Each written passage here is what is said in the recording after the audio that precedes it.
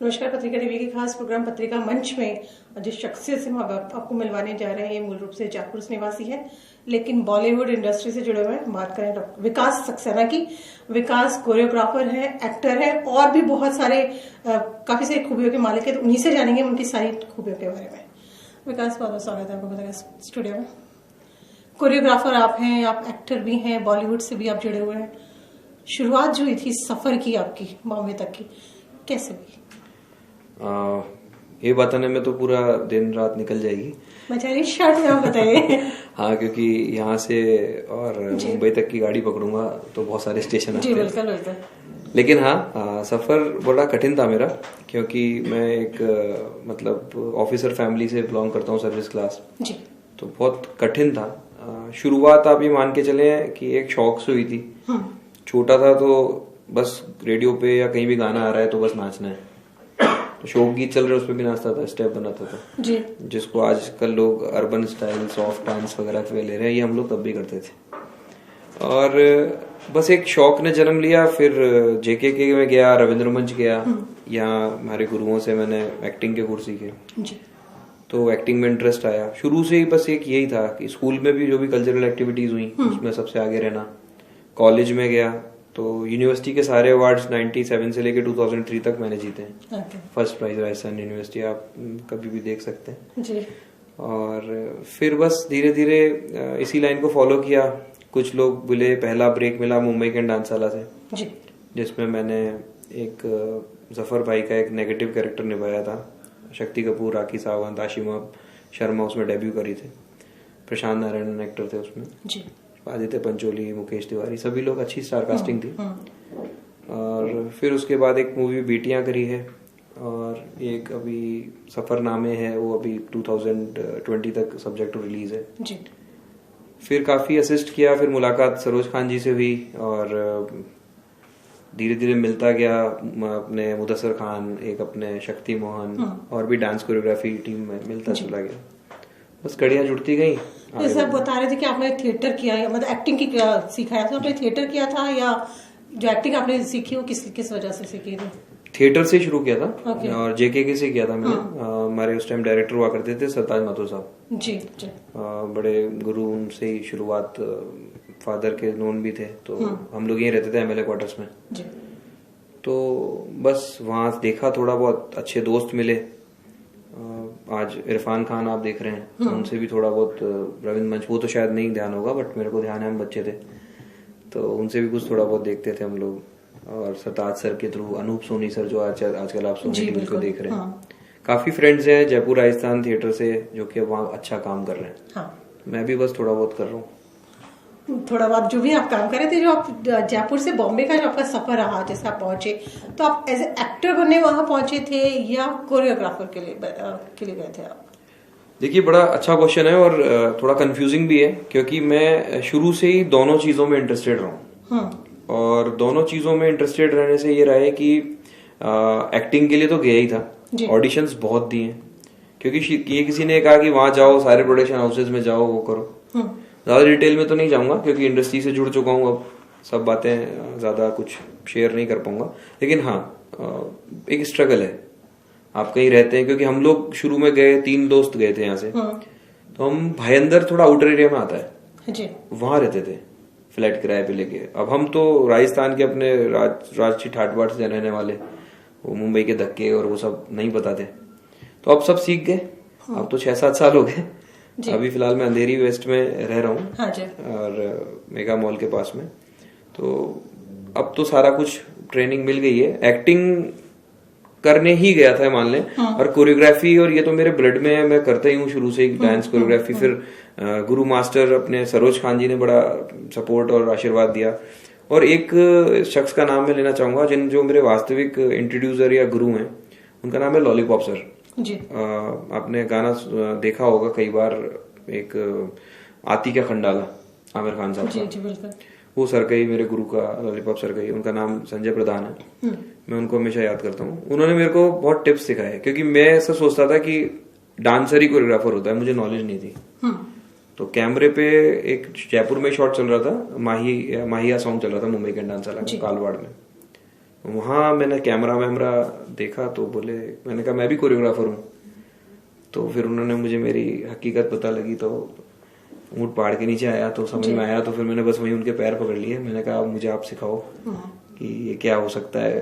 बस फिर गुरु ने आशीर्वाद दिया तो सीखता चला गया। फ्रेमिंग सीखी, कैसे कैसे क्या होता है, कहाँ से क्या ओवर द शोल्डर शॉट्स क्या कटेंगे, सामने क्या जाएगा, केमिस्ट्री क्या होनी चाहिए। तब समझ में आया कि कोरियोग्राफर का काम कितना कठिन होता है। जैसे आप बोल रहे थे कि बॉम्बे में स्ट्रगल रहा आपका, आप तो खैर जुड़ चुके इंडस्ट्री से, तो कितने पापड़ आपको बेलने पड़े थे वहाँ? मैडम गिनती नहीं कर सकते थोड़ा बताओ। ये तो लोकल, क्योंकि यहाँ से बहुत ज्यादा यूथ वहाँ जाता है। बिल्कुल। तो कुछ उनको उन्हीं के लिए समझ लीजिए उनको टिप्स आपकी तरफ से मिल पाएंगे जो जा रहे हैं यहाँ से? टिप्स तो नहीं, सबसे पहले तो भगवान भोलेनाथ का मैं धन्यवाद करूंगा क्योंकि मैं बहुत बड़ा भक्त हूँ उनका। और मैं कोई भी काम शुरू करता हूँ तो सबसे पहले जय भोलेनाथ से ही आरंभ होता है और उन्हीं को समर्पित है मेरा सब कुछ। तो मेरा सबसे पहले तो यही है कि आप डेडिकेटेड हो और अगर आप जिद्दी हो तो नथिंग इज इम्पॉसिबल। रही बात पापड़ बेलने की, तो डेफिनेटली वहां पर उतरने वाले लाखों लोगों में से आप ये मान के चले कि 99,000 वापस आते हैं शाम को, और 1000 में भी वो लोग कुछ 2 लोग 3 लोग जिद्दी टाइप के होते हैं जो रुकते हैं, या फिर कुछ पैसा खराब करके या फिर कुछ गलत संगति में पड़ के। क्योंकि वहां पर चकाचौंध की दुनिया के नाम पे फरेब भी बहुत है। हाँ जी। और हम राजस्थानी लोग इधर के थोड़े सीधे पड़ जाते हैं इस मामले में, नहीं समझ पाते। तो मैं सिर्फ राजस्थान की बात नहीं करूंगा, सभी शहर के छोटे शहरों से हम लोग जो जाते हैं, स्मॉल सिटीज से हम लोग, सब माया नगरी है, वहां उलझ जाते हैं। तो अच्छे प्रोडक्शंस में आप जाइए, बड़े प्रोडक्शंस में जाइए, आप चूज करें। जरूरी नहीं है आप अपॉर्चुनिस्ट बने, जिद करें कि नहीं मुझे ये भी करना है, मुझे ये भी करना है। आपको बहुत लोग आएंगे कि हम तुम्हें फिल्म में काम देंगे, ये करेंगे। नहीं, आप पहले खुद की क्वालिटी पे बिलीव कीजिए। आप भरोसा करें आप एक बहुत अच्छे एक्टर हैं, आप भरोसा करें आप एक बहुत अच्छे डांसर हैं, और अच्छी प्रोडक्शन हाउसेस में जाइए, वहां बहुत अच्छा काम आपको मिलता है, बहुत अच्छे लोग वहां पर मिलते हैं। अच्छा, आपने मूवीज में भी काम किया, तो पहली मूवी जो आपको मिली थी किस तरह से, कैसे मिली आपको, ब्रेक कैसे मिला है? बड़ा दिलचस्प है मैम। ये लोग आए थे, रंजीत शर्मा जी प्रोड्यूसर थे उसके, और सचिंद्र शर्मा सर जो उसके डायरेक्टर थे, जिन्होंने उसके राइटर भी हैं ओ माय फ्रेंड गणेशा के, उनकी मूवी थी ये। वो जयपुर लोकेशन ढूंढ रहे थे, तो उनको कोई सेटिस्फैक्ट्री वर्क नहीं मिल पा रहा था। हम लोग यहाँ प्रोडक्शन और इवेंट कंपनी भी चलाते हैं अनबीटेबल ग्रुप के नाम से, जो मेरी यहाँ पे फर्म है। तो वो ढूंढ रहे थे, तो हम किसी एक मेकअप आर्टिस्ट हैं हमारी यहाँ पे जयपुर में ही, संजना शर्मा जी, उन्होंने मुझे इंट्रोड्यूस किया उनसे कि ये हार्ड वर्किंग लड़का है और ये करेगा मेहनत, आप बताओ।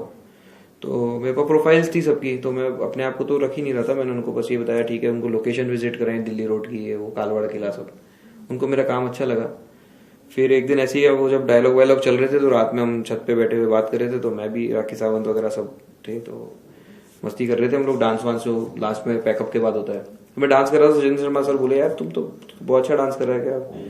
फिर मेरे बारे में मेरे जो टीम वाले थे उन्होंने बताया कि ये यूथ फेस्टिवल इंटरनेशनल विनर भी है, थॉरो फर्स्ट ही जीते हैं, कभी सेकंड नहीं आए। तो फिर बोले कि एक स्क्रीन टेस्ट ले ले तेरा। मैंने कहा ले लो।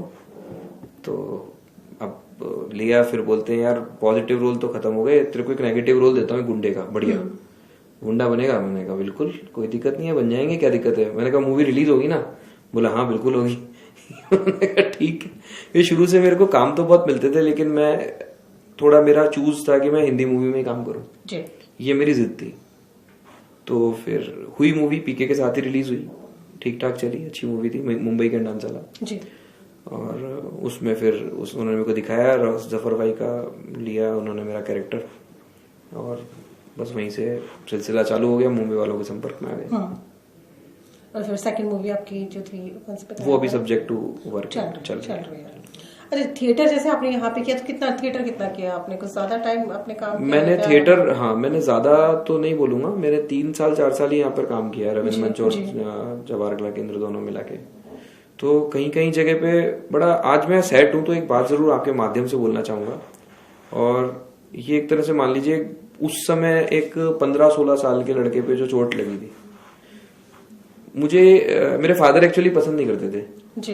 तो फादर आके कई बार चिल्ला जाते थे आके कि तू क्या, मैं वर्ड यूज नहीं करूंगा, कि तू ऐसा क्यों कर रहा है। तो बोले कोई अपना खानदानी है क्या, कोई काम है क्या। मैं क्लास 1 ऑफिसर थे, वो रिटायर।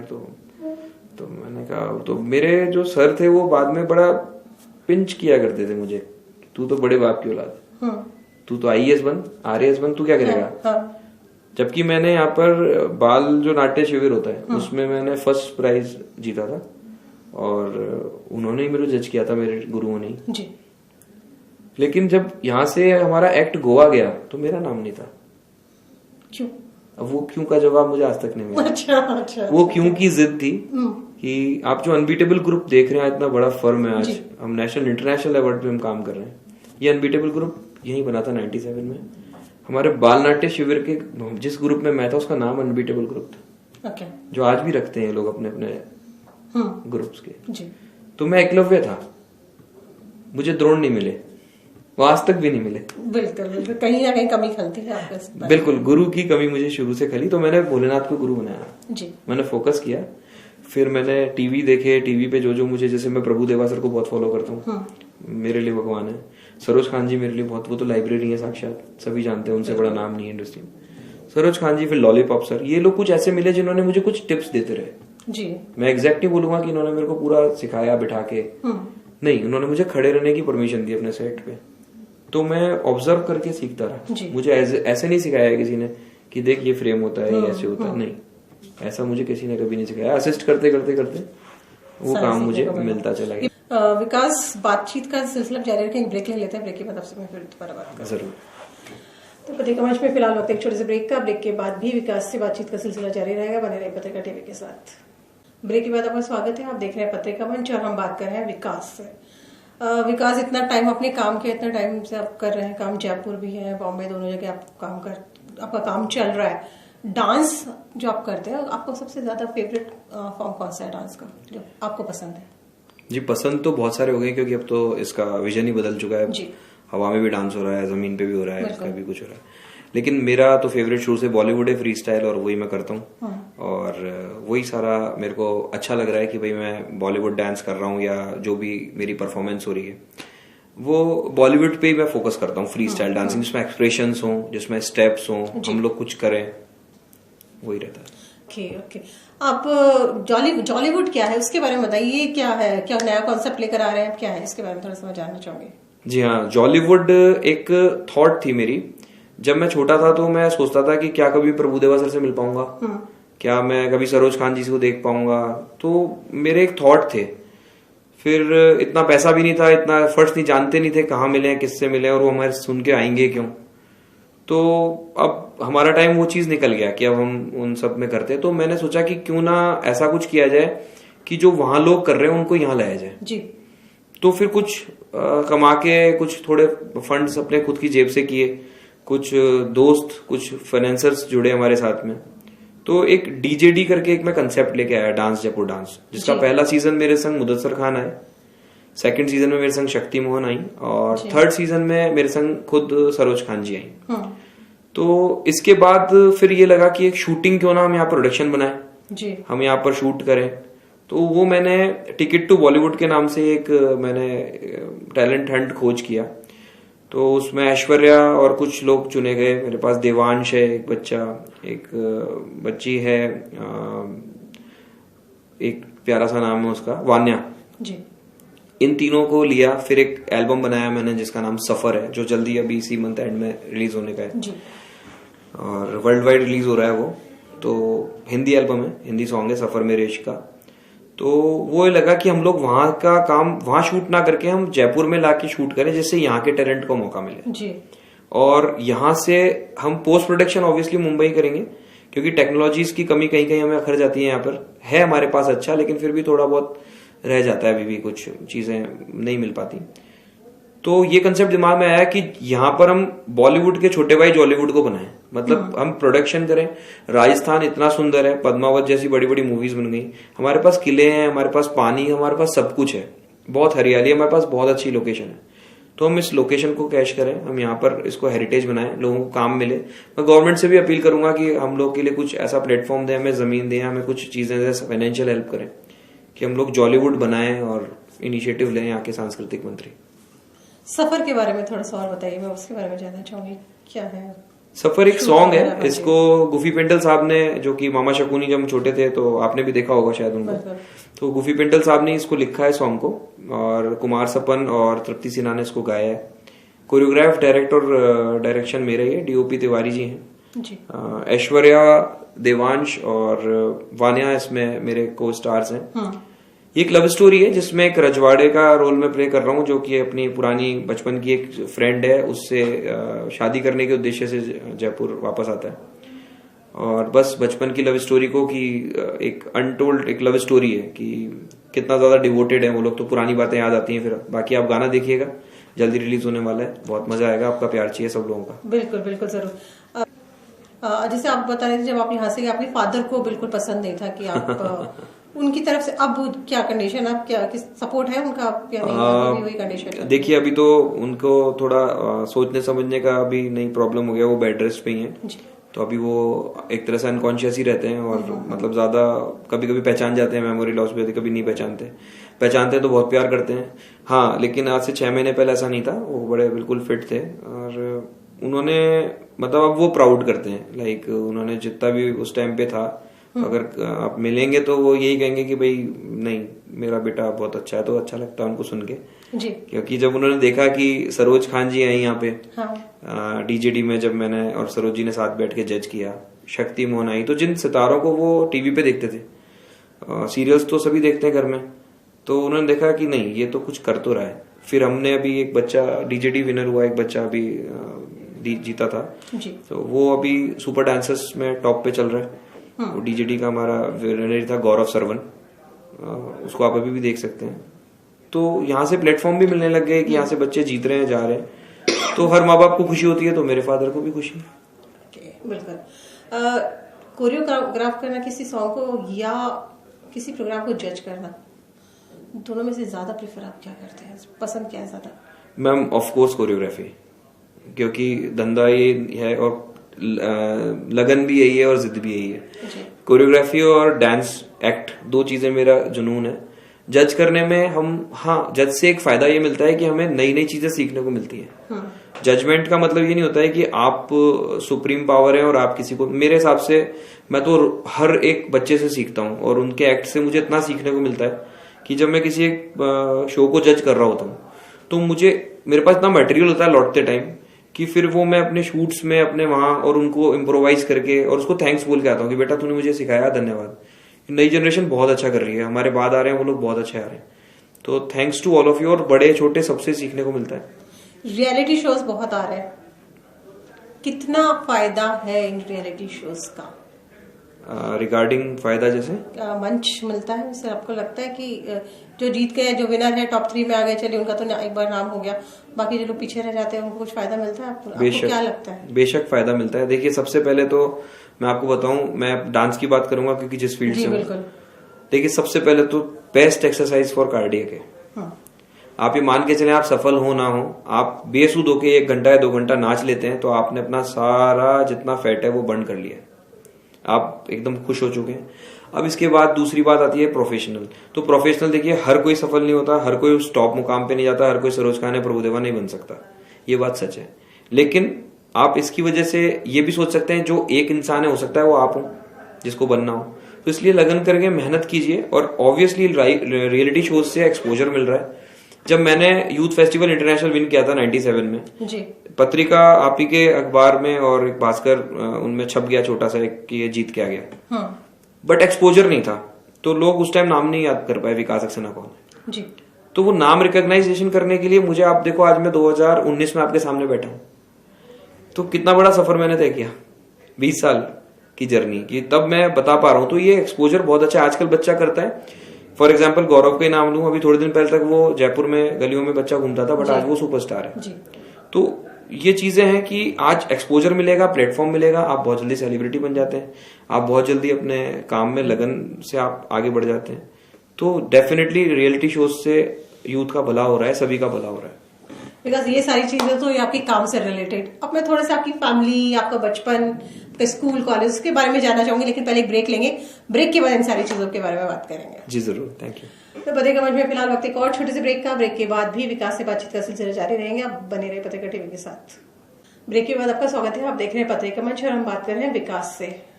विकास, ब्रेक से पहले तो आपने सारा अपना करियर कोरियोग्राफी सबके बारे में बताया, मैं थोड़ा सा आपकी फैमिली, आपकी एजुकेशन के बारे में जानना चाहूंगी। आपका बचपन कैसा बीता, वो सब चीजें थोड़ा सा बताइए। बचपन मेरा बहुत रॉयल और बहुत शाही अंदाज में गुजरा, और फादर क्लास 1 ऑफिसर रहे और मैं इकलौता बेटा था, तो 4 सिस्टर्स के बाद में। तो शुरू से ही मुझे बहुत प्यार दिया सिस्टर्स ने, मम्मी पापा ने, हर चीज मेरी जिद पूरी होती थी, सब काम अच्छे होते थे, बस वो डांस जब पता लगा उसके बाद से पापा को थोड़ा अच्छा नहीं लगता था। और बचपन तो ऑब्वियसली ऑसम है, वो तो मेरे को कोई भी दिन ऐसा नहीं जाता कि मेरी मेमोरी का मैं थैंक्स नहीं करूं मेरे मदर फादर को। बहुत प्यारा बचपन बीता है मेरा। एजुकेशन वगैरह सब आपकी कहाँ से हुई? मेरी जयपुर से हुई है, और पापा का ट्रांसफर होता रहता था। पापा एक ईमानदार ऑफिसर टाइप थे, तो हम पैक ही रखते थे अपना बेडिंग। कभी हम चित्तौड़ चले जाते थे, कभी टोंक चले जाते थे, भरतपुर चले जाते थे। तो चित्तौड़गढ़ सैनिक स्कूल में ही पढ़ा थोड़ा टाइम में। और बाकी फिर महावीर स्कूल जयपुर से मैंने मतलब 12th करी। फिर LBS कॉलेज से मेरा ग्रेजुएशन हुआ। और इसके बाद मैंने HM किया है, होटल मैनेजमेंट, और उसके बाद डिप्लोमा किया मैंने मार्केटिंग सेल्स मैनेजमेंट। इतनी सारी डिग्री ले ली आपने, दो, तो उसके बाद आप चले गए कोरियोग्राफी और बॉलीवुड, तो फिर ऑब्वियसली पापा को तो गुस्सा होना ही था और नाराज होने वाले थे।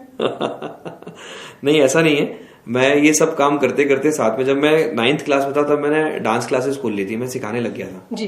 तो एक चीज आपको जरूर बताना चाहूंगा कि मैंने 12th क्लास के बाद से मेरे मम्मी पापा से कभी 1 रुपया भी नहीं लिया फीस का। सारा मैंने जो भी मैं सिखाता था, जो भी मैंने पढ़ाई करी, या मैं जो भी कपड़े पहनता था, सब कुछ वो अपने मन से मम्मी पापा दिलाई देते।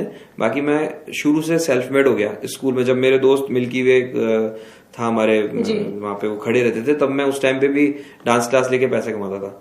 तो बस शुरू से ये दिमाग में आ गया। जब खुद कमाया तो समझ में आया कि पैसे की कीमत क्या होती है। तो मेरे कभी गंदे शौक रहे नहीं। मैं कभी स्मोक नहीं करता, मैं ड्रिंक नहीं करता, मैंने कभी दोस्तों ने गुटके उठके, मेरे को ये कोई भी शौक नहीं है। मैं पैसे इकट्ठे होते थे केले खाता था, मैं लस्सी पीता था, आज भी वही शौक है मेरे को। फिर तो कहीं ना कहीं पापा, ठीक है आपको उन्होंने शायद मुझे लगता है शो नहीं किया होगा, लेकिन वो कहीं ना कहीं उस वक्त भी प्राउड होगा कि मेरा बेटा इतने कम एज में ही एक तरह से जॉइंट फैमिली रही, सब कुछ कर रहा है। बिल्कुल, उनको कहीं ना कहीं एहसास होगा। और पहले के पापाओं में और आज के पापाओं में फर्क आ गया। आज के पापा एक्सप्रेस कर देते हैं, पहले के पापा एक्सप्रेस नहीं करते थे। तो डेफिनेटली लव्स मी, वो बहुत प्यार करते हैं। और इकलौता हूं, तो मेरे को याद है जब छोटा था तो हर मन्नत, चाहे अजमेर के आपके अपने वो ब्रह्मा जी का मंदिर हो पुष्कर का, चाहे से कैला देवी, ऐसा कोई शायद जगह नहीं जहाँ उन्होंने मेरी मन्नत नहीं मांगी हो। सब जगह लेके गए। तो हर बार लेके जाते थे कि बेटा हुआ है ये वो। तो क्योंकि काफी लेट हुआ, मैं पापा की एज काफी थी जब मैं हुआ जी। तो लेट इशू था, तो शुरू से बहुत प्यार से रखा, नाजों में रखा है मेरे को। तो बचपन तो मेरा बहुत रॉयल बीता है। अच्छा, मम्मी के साथ किस तरह की बॉन्डिंग रही आपकी?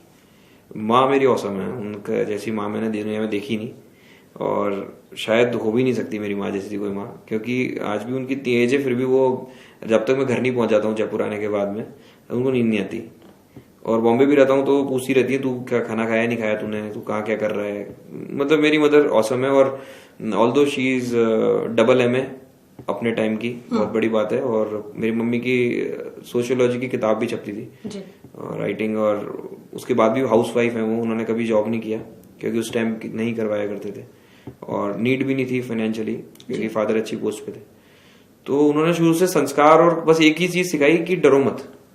और उन्होंने कभी हम पे दबाव नहीं बनाया। हमने जो कहा, मम्मी मुझे ये करना है, ठीक है बेटा करो।